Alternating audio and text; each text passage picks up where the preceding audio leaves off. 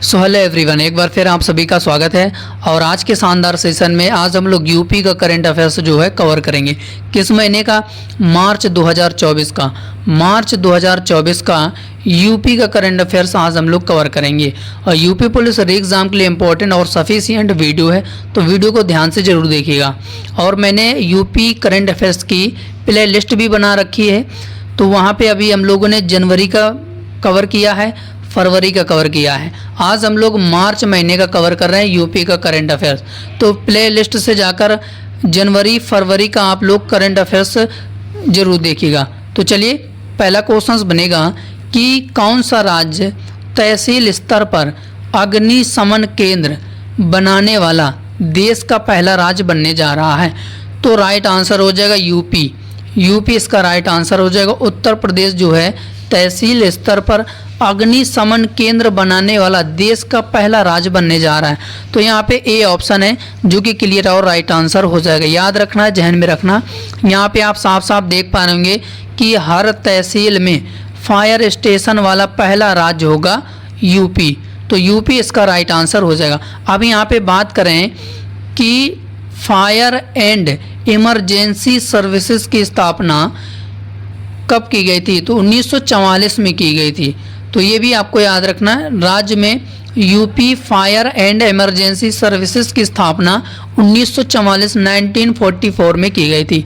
तो ये भी आपको याद रखना है। इसके बाद अगला क्वेश्चन बनेगा कि कौन सा राज्य 5 करोड़ आयुष्मान कार्ड जारी करने वाला देश का पहला राज्य बन गया है? तो राइट आंसर हो जाएगा उत्तर प्रदेश। तो यूपी इसका राइट आंसर हो जाएगा कि यूपी जो है 5 करोड़ आयुष्मान कार्ड जारी करने वाला पहला राज्य बना है। तो यहाँ पे डी ऑप्शन क्लियर आंसर हो जाएगा कि पहला राज्य बनकर उभरा है 5 करोड़ आयुष्मान कार्ड जारी करने वाला यूपी। तो ये इमेज भी आप देखते हुए चलिए। अब यहाँ पे हम लोग यूपी के बारे में जो भी जानकारी है जो कि एग्ज़ाम में पूछी जाएगी, तो वो सभी हम लोग कवर करेंगे। यानी कि गठन की बात करें तो 24 जनवरी 1950 को इसका गठन किया गया था। 75 जिले हैं टोटल। राज्यपाल की बात करें तो आनंदीबेन पटेल राज्यपाल हैं। मुख्यमंत्री आप सभी को पता है। विधान परिषद सीटें 100 हैं यहाँ पे। विधानसभा सीटें 403 हैं। राज्यसभा सीटें 31 हैं और लोकसभा सीटें 80 हैं। तो ये सभी जानकारी आपको याद रखना। अब यहाँ पे बात करें कि उत्तर प्रदेश राज्य का राजकीय पक्षी कौन सा है? तो सारस क्रेन है। और राजकीय फूल क्या है? पलाश है। राजकीय पशु क्या है? बारहसिंगा है। राजकीय वृक्ष क्या है? अशोक है।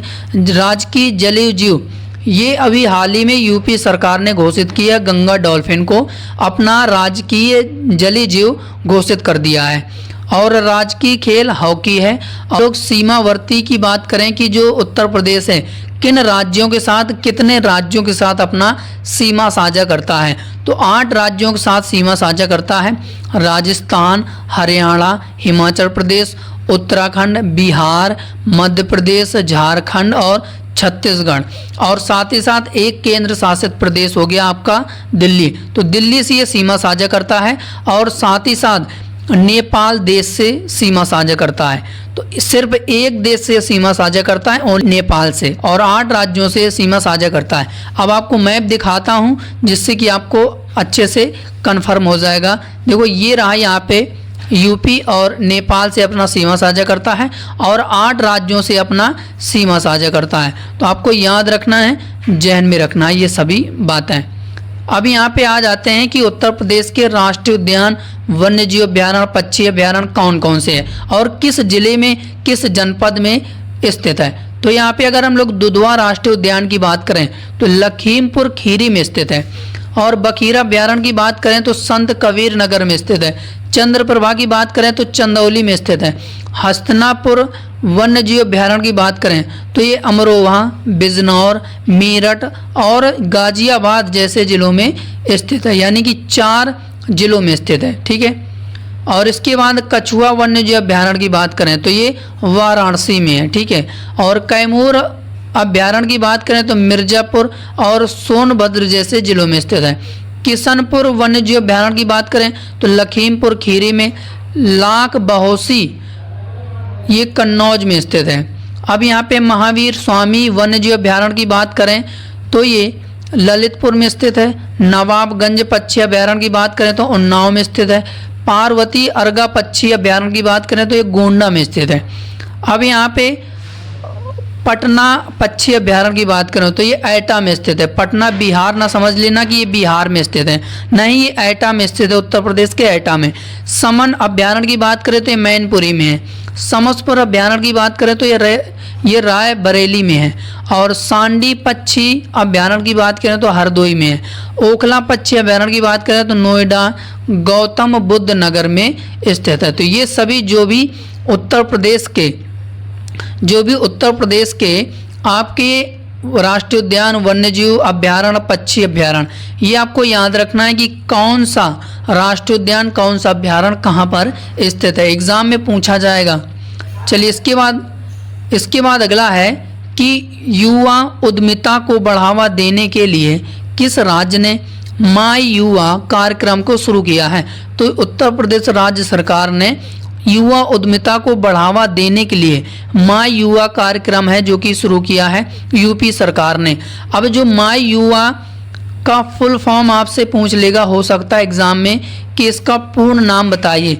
तो मुख्यमंत्री युवा उद्यमी विकास अभियान, ये इसका पूर्ण नाम है। तो ये भी आपको याद रखना है, ठीक है। चलिए अगला क्वेश्चन देखते हैं। क्वेश्चन बनेगा कि किस राज्य के पूर्व राज्यपाल अजीज कुरैशी का हाल ही में निधन हुआ है। तो मोस्ट इम्पॉर्टेंट क्वेश्चन है, तो राइट आंसर हो जाएगा इसका हमारा उत्तर प्रदेश के पूर्व राज्यपाल थे अजीज कुरैशी जी, इनका हाल ही में निधन हो गया है। तो ए ऑप्शन इसका क्लियर आंसर हो जाएगा। इनका आप साफ साफ फोटो भी देख पा रहेंगे और ये कांग्रेस के वरिष्ठ नेता थे और उत्तर प्रदेश के पूर्व राज्यपाल जो कि अजीज कुरैशी जी का निधन हो गया है।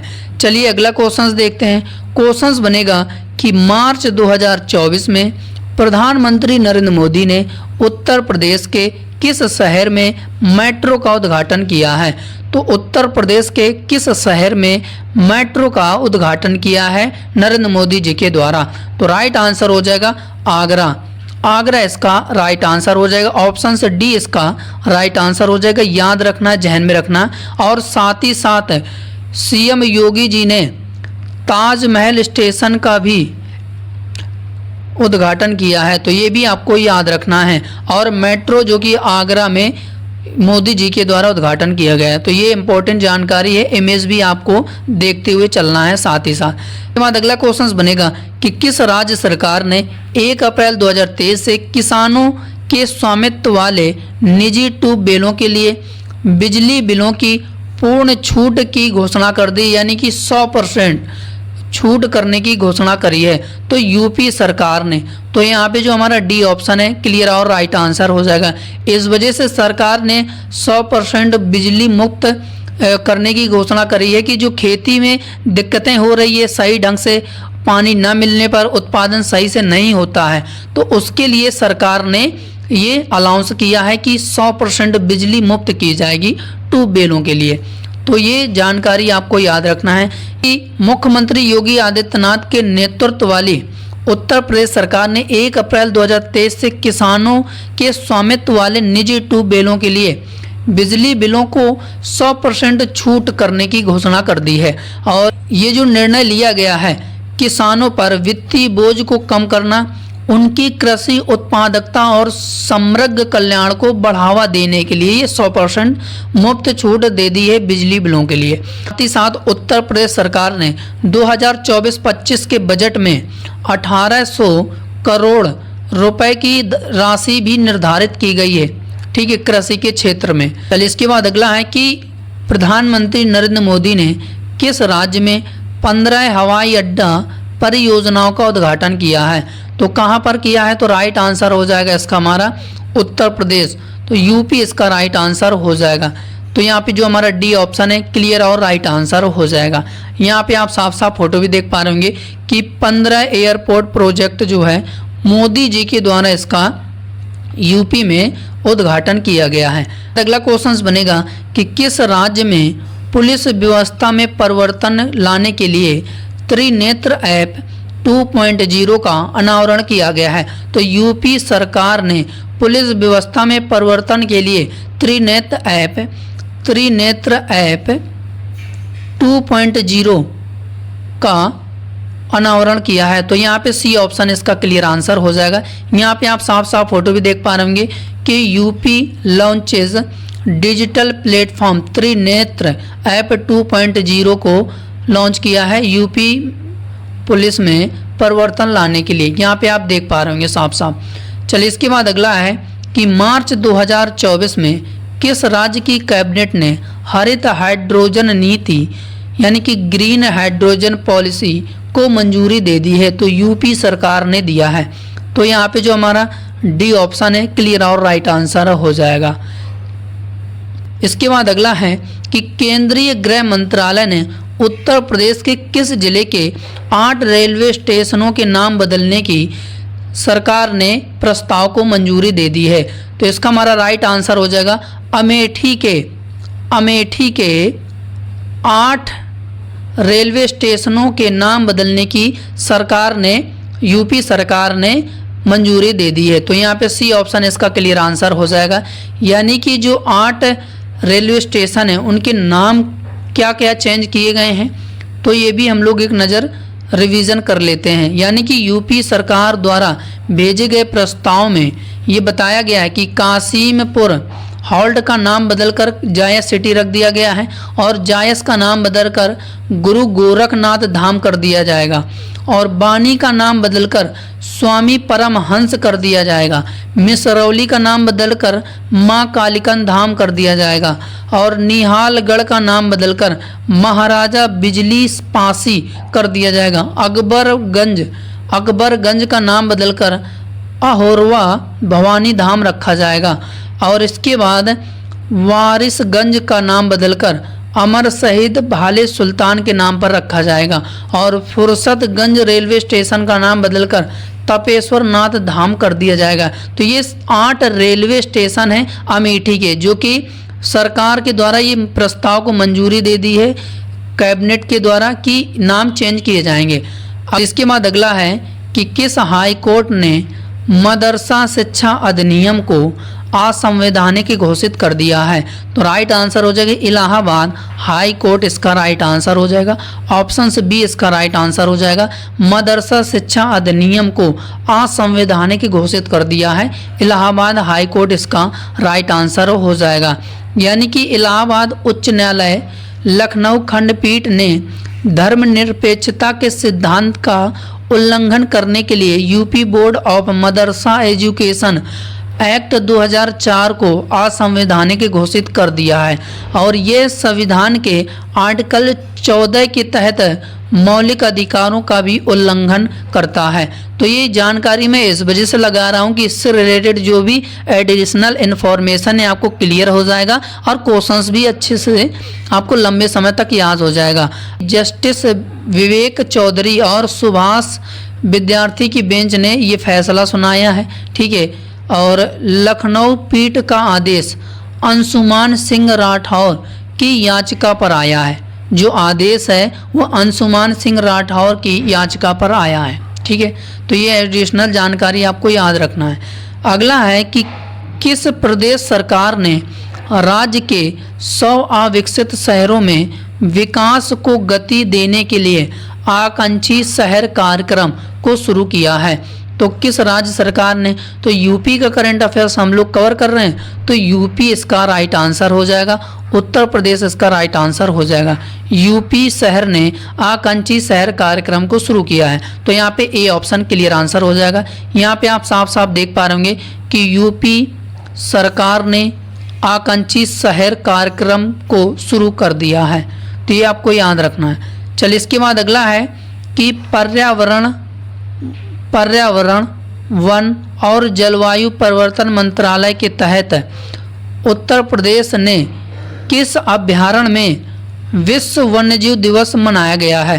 तो किस अभ्यारण्य में विश्व वन्यजीव दिवस मनाया गया है उत्तर प्रदेश के, तो राइट आंसर हो जाएगा ओखला पक्षी अभ्यारण्य में। ओखला पक्षी अभ्यारण्य में पर्यावरण वन और जलवायु परिवर्तन मंत्रालय के तहत उत्तर प्रदेश के ओखला पक्षी अभ्यारण्य में विश्व वन्य जीव दिवस मनाया गया है, वर्ल्ड वाइल्ड लाइफ डे मनाया गया है।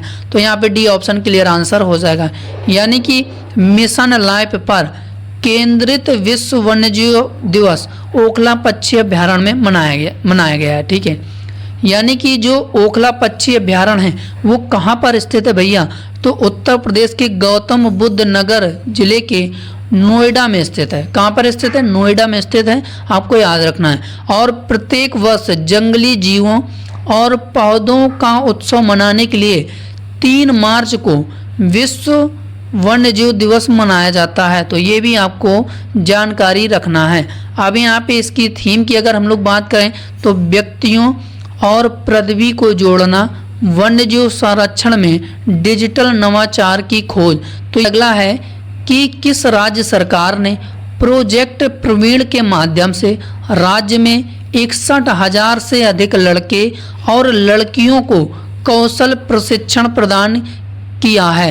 तो किस राज्य सरकार ने, तो राइट आंसर हो जाएगा यूपी सरकार ने। उत्तर प्रदेश सरकार ने प्रोजेक्ट प्रवीण के माध्यम से 61,000 से अधिक लड़के और लड़कियों को कौशल प्रशिक्षण प्रदान किया गया है। तो यहाँ पे बी ऑप्शन क्लियर आंसर हो जाएगा।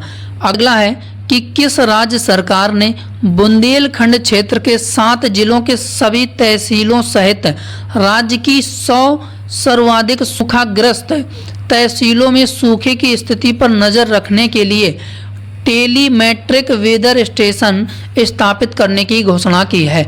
तो राइट आंसर हो जाएगा यूपी सरकार ने।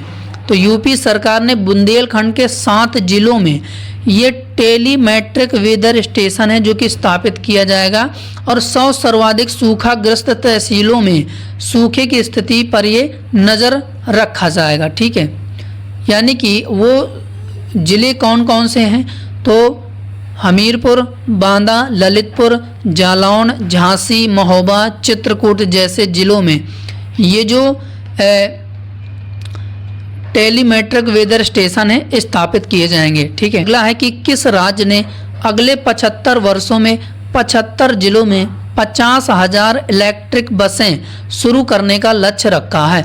तो यूपी सरकार ने 75 जिलों में 50,000 इलेक्ट्रिक बसें शुरू की जाएंगी। तो यहाँ पे जो हमारा डी ऑप्शन है क्लियर और राइट आंसर हो जाएगा।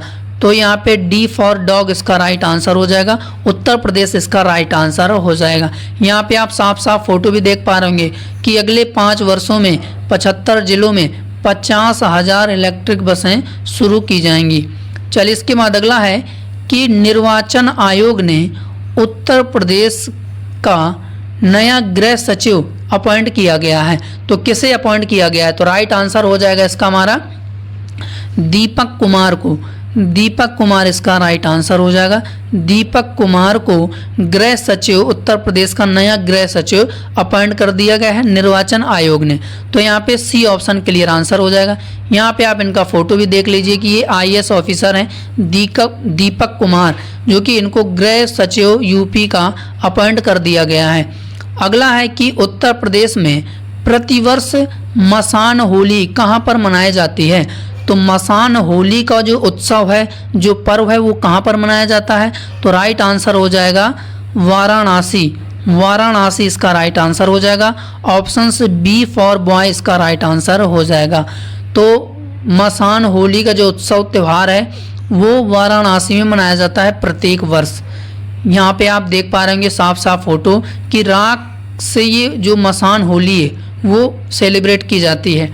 अगला है कि किस IIT में देश का पहला हाइड्रोन थेरेपी केंद्र शुरू किया गया है। तो राइट आंसर हो जाएगा IIT कानपुर। IIT कानपुर इसका राइट आंसर हो जाएगा। ऑप्शन से डी इसका राइट आंसर हो जाएगा। यानी कि IIT कानपुर में देश का पहला और दुनिया का 7वां हाइड्रोन थेरेपी केंद्र शुरू किया जा रहा है। तो ये इंपॉर्टेंट क्वेश्चन से याद रखना है एग्जाम के लिए। चलिए इसके बाद अगला है कि उत्तर प्रदेश के किस शहर में प्रदेश के चौथे अंतर्राष्ट्रीय क्रिकेट स्टेडियम की आधारशिला रखी गई है।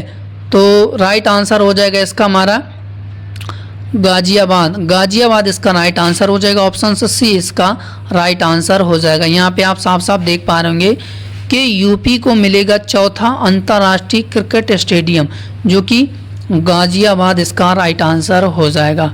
चलिए इसके बाद अगला है कि उत्तर प्रदेश के मुख्यमंत्री योगी आदित्यनाथ ने कहाँ पर महात्मा गौतम बुद्ध कृषि एवं प्रौद्योगिकी विश्वविद्यालय की आधारशिला रखी गई है?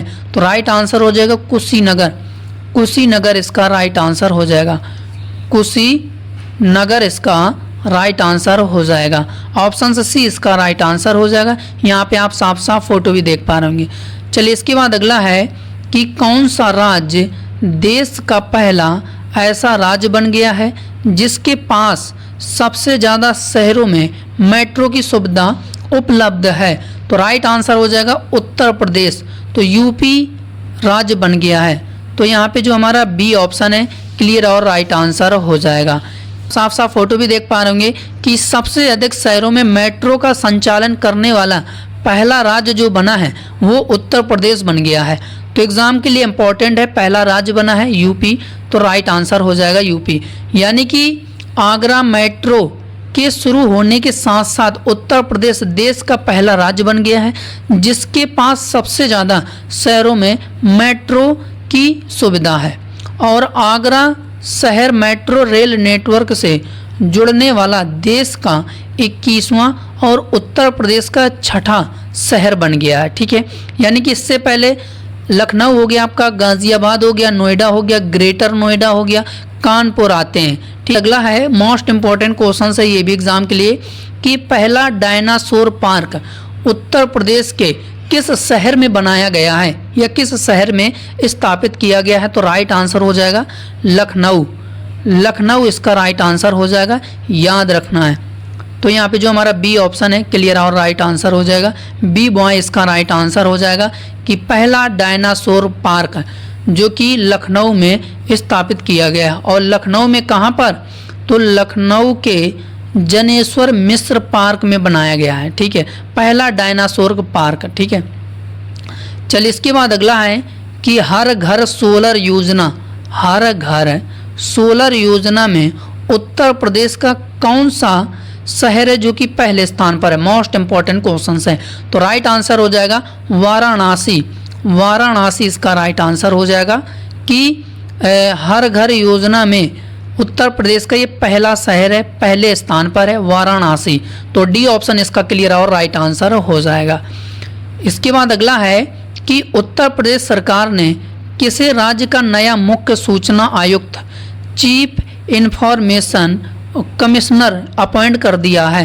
तो राइट आंसर हो जाएगा राजकुमार विश्वकर्मा, राजकुमार विश्वकर्मा इसका राइट आंसर हो जाएगा। ऑप्शन ए फॉर एप्पल इसका राइट आंसर हो जाएगा। यहाँ पे फोटो भी देख पा रहे होंगे राजकुमार विश्वकर्मा जी का। चलिए इसके बाद अगला है कि यात्रियों को बेहतर सुविधा और माहौल देने में वाराणसी का लाल बहादुर शास्त्री अंतर्राष्ट्रीय एयरपोर्ट देश में किस स्थान पर है? तो राइट आंसर हो जाएगा ये तीसरे स्थान पर है। किस स्थान पर है? तीसरे स्थान पर है। तो बी ऑप्शन इसका क्लियर आंसर हो जाएगा। ठीक है, यहाँ पे आप साफ साफ फोटो भी देख लीजिए कि लाल बहादुर शास्त्री अंतर्राष्ट्रीय हवाई अड्डा जो कि यात्री सुविधाओं में देश में ये तीसरे नंबर पर आ गया है। ठीक है, चलिए इसके बाद यानी कि यात्रियों को बेहतर सुविधा और माहौल देने में लाल बहादुर शास्त्री अंतर्राष्ट्रीय एयरपोर्ट देश में ये तीसरा स्थान हासिल किया है। और विश्व में अगर बात करें तो 43 यानी कि 43वां स्थान मिला है इसे। देश में पहले नंबर पर अगर हम लोग बात करें तो इंदौर एयरपोर्ट है, दूसरे नंबर पर चेन्नई एयरपोर्ट है और इसके बाद ये तीसरे नंबर पर बन गया है। ठीक है, बाद अगला है कि हाल ही में बुंदेलखंड क्षेत्र में कितनी नई सौर ऊर्जा परियोजनाएं शुरू की गई हैं? तो कितनी सौर ऊर्जा परियोजनाओं को शुरू किया गया है बुंदेलखंड में? तो राइट आंसर हो जाएगा ऑप्शन डी यानी कि 10 सौर ऊर्जा परियोजनाओं को शुरू किया गया है बुंदेलखंड में। यानी कि अब ये कहाँ कहाँ शुरू किया गया है? तो ये जालौन, झांसी, ललितपुर, बांदा, चित्रकूट और महोबा जैसे जिलों में स्थापित किए जाएंगे। और झांसी में अकेले 3 सौर ऊर्जा इकाइयां हैं जो कि स्थापित की जाएंगी। हाल ही में बुंदेलखंड में 10 सौर ऊर्जा परियोजनाएं शुरू की गई हैं जिनमें 3000 मेगावाट से भी अधिक बिजली पैदा होगी। ठीक है, और इसके बाद बुंदेलखंड क्षेत्र उत्तर प्रदेश का नया ऊर्जा केंद्र बनने के लिए भी तैयार है। तो ये एक्स्ट्रा जानकारी आपको याद रखना है। अब अगला है कि किसे नॉर्दर्न कोल फील्ड लिमिटेड यानी कि NCL के नए अध्यक्ष और प्रबंध निदेशक यानी कि CMD के रूप में अपॉइंट किया गया है। तो बी साईराज इसका राइट आंसर हो जाएगा। ऑप्शन सी इसका राइट आंसर हो जाएगा। ठीक है, यहाँ पे आप इनका फोटो भी देख पा रहे होंगे कि ये है Northern Coalfields Limited company, जो कि इनको बी साईराज को अपॉइंट कर दिया गया है। और अगर हम लोग बात करें कि ये जो NCL कंपनी है कोल इंडिया लिमिटेड, तो ये कहाँ पर स्थित है, तो इस सिंगरौली में स्थित है। ठीक है, और ये एक कोयला कंपनी है। ठीक है, यानी कि NCL मध्य प्रदेश और उत्तर प्रदेश के सिंगरौली और सोनभद्र जिलों में संचालित करने वाली ये एक कोयला कंपनी है। तो ये आपको याद रखना इम्पोर्टेंट बनेगा। चलिए, इसके बाद अगला है कि प्रधानमंत्री नरेंद्र मोदी द्वारा लॉन्च की गई भारत की पहली स्वदेशी हाइड्रोजन फ्यूल सेल फेरी को कहां पर लॉन्च किया जाएगा। तो कहां पर लॉन्च किया जाएगा, तो इसका हमारा राइट आंसर हो जाएगा वाराणसी इसका राइट आंसर हो जाएगा। ठीक है, तो ऑप्शन ए इसका राइट आंसर हो जाएगा। याद रखना, यहाँ पे आप साफ साफ फोटो भी देख लीजिए। PM Modi flags off first hydrogen fuel cell ferry यानी कि भारत की पहली स्वदेश निर्मित हाइड्रोजन चालित नौका का उद्घाटन किया है। अब यहाँ पे अगर हम लोग बात करें एक्स्ट्रा जानकारी की, तो प्रधानमंत्री नरेंद्र मोदी ने भारत की पहली स्वदेशी रूप से विकसित हाइड्रोजन ईंधन सेल फेरी का शुभारंभ किया है और कोचिन शिपयार्ड लिमिटेड द्वारा निर्मित इस नाव को उत्तर प्रदेश के वाराणसी में सेवा देने के लिए तैनात किया जाएगा। ठीक है, और इसके बाद 18 करोड़ रुपए की लागत से निर्मित नौका को भारतीय अंतर्देशीय जल मार्ग प्राधिकरण को ये सौंप दिया गया है। तो एक्स्ट्रा जानकारी है जो कि आपको याद रखना है। उम्मीद है जो कि आज का शानदार सेशन आपको बेहतरीन लगा होगा। अगर सेशन आपको शानदार लगा हो, कंटेंट आपको बेहतरीन लगा हो, तो चैनल को सब्सक्राइब जरूर कर लीजिएगा। अगर आप चैनल में पहली बार जुड़े हैं और पहली बार सेशन को अटेंड कर रहे हैं, और साथ ही साथ अपना फीडबैक लाइक देकर जरूर करिएगा, थंब जरूर करिएगा, कि मुझे भी मोटिवेशनल मिलेगा कि मेरा जो कंटेंट है आप तक पहुंच रहा है और आपको कंटेंट बेहतरीन लग रहा है, जिससे आप सेटिस्फाई हैं। तो आज के लिए इतना ही, हम लोग अगली क्लास पर मिलेंगे। तब तक के लिए बने रहिए। जय हिंद, जय भारत, वंदे मातरम।